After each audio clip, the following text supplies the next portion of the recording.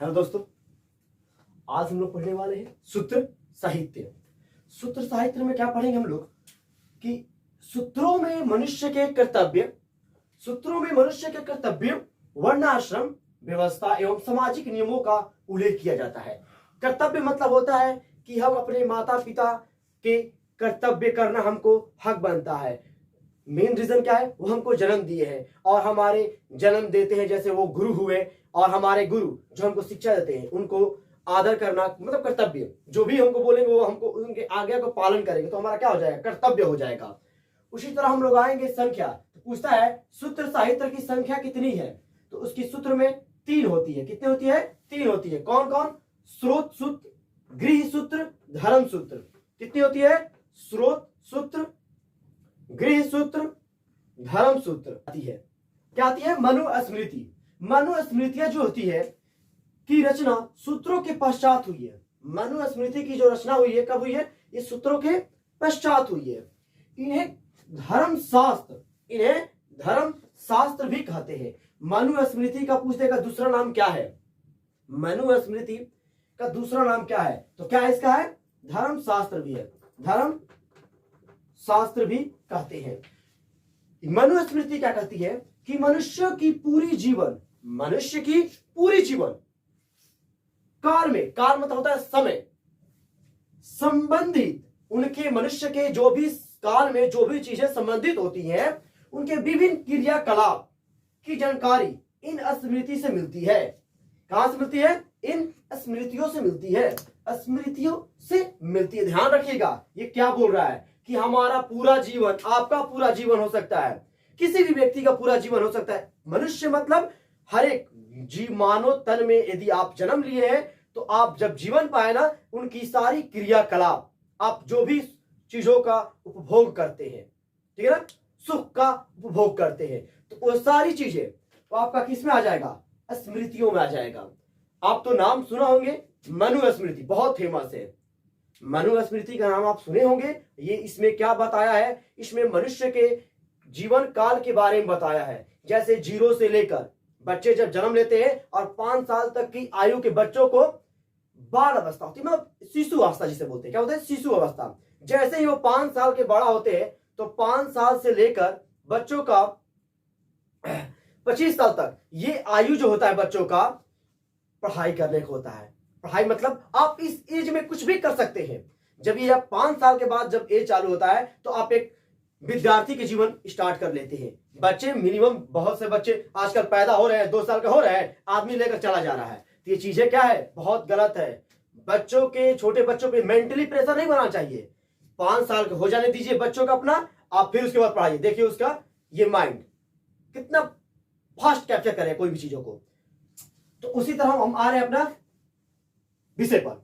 विभिन्न क्रियाकलापों की जानकारी इन स्मृतियों से मिलती है। अब आती है बात, प्राचीन स्मृतियां कौन कौन सी है? तो प्राचीन स्मृतियां जो है 2 है। कौन कौन है? एक मनुस्मृति है और एक याज्ञवल्क्य स्मृति है। 2 ही प्राचीन स्मृतियां है, एक है मनुस्मृति, एक है याज्ञवल्क्य स्मृति। देखो एक चीज हम बता रहे हैं, मनुस्मृति में औरतों को बड़ा निंदा किया गया है। इसमें कहा गया है औरतों की कि औरतें जो होती है ना, घर की सेवा करने के लिए होती है। औरतें जो जन्म लेती है केवल क्या करती है? सेवा करने के लिए होती है, खाना पकाने के लिए होती है, बच्चे जन्म देने के लिए होती है, और औरतें कुछ नहीं करती है। इसीलिए औरतें क्या की है? मनुस्मृति का विरोध भी की थी। एक चीज नोट में आप देख लीजिएगा, मनुस्मृति जो है, मनुस्मृति बंगाल के गवर्नर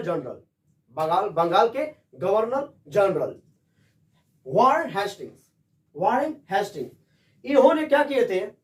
मनुस्मृति को, ठीक है, अंग्रेजी मनुवाद मतलब इंग्लिश में कन्वर्ट करवा दिए थे और उसका नाम रखे थे, नाम द जेंटू कोड। क्या बोलेंगे? The Gentoo code. ये बहुत फेमस है।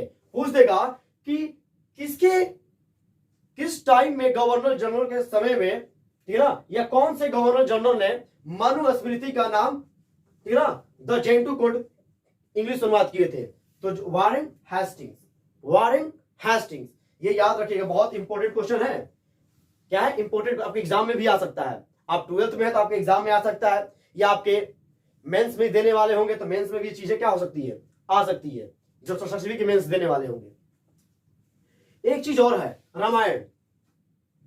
रामायण में क्या है, पहले महाकाव्य जान लेते हैं।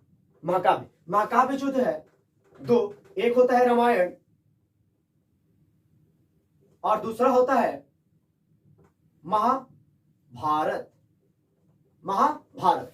रामायण क्या कहता है, रामायण की पूछता है रचना किसने की है, बड़ा फेमस है, हम 12th क्लास के बच्चों को पढ़ाते हैं ना, जब सेट मरवाते हैं तो सेट मरवाते टाइम ना ये चीजें बड़ा पूछता है कि रामायण की रचना किसने की है, तो महर्षि वाल्मीकि, महर्षि वाल्मीकि। और एक क्या पूछ देता है कि रामचरितमानस की रचना किसने की है, रामचरितमानस किसने लिखा है। अब बच्चों कंफ्यूजन रहता है, तो उसका होते हैं तुलसीदास। उसके कौन होते हैं, तुलसीदास। कौन होते हैं, तुलसीदास। याद रखेगा, रामचरितमानस के तुलसीदास और रामायण की रचना किसने की है, महर्षि वाल्मीकि। ये प्रथम और द्वितीय शताब्दी में ही क्या कर दी गई थी, पहली और ठीक है ना, द्वितीय शताब्दी ईसा पूर्व में ही क्या कर इसको लिखी गई थी, रामायण को। रामायण जब शुरू में जब इसका क्या होता लिखा गया था, उस टाइम इसका 6000 श्लोक थे। शुरुआत में कितने थे, 6000 श्लोक थे। ऐसे ही आगे चलते चलते कालांतर में इसका 12000 हो गया, फिर वो आगे जाकर कितना हो गया, 24000 हो गया। जब 24000 हुआ ना, जब श्लोक रामायण में जब 24000 श्लोक हुआ, तो ये 24000 श्लोक होते ही उसका नाम पड़ गया चतुर्विंशति सहस्त्री संहिता। चतुर्विंशति सहस्त्र संहिता, मतलब फिर से हम उच्चारण करते रहे, थोड़ा माइनर मिस्टेक भी होगा तो थोड़ा माफी करिएगा। चतुर्शती सहस्त्री संहिता।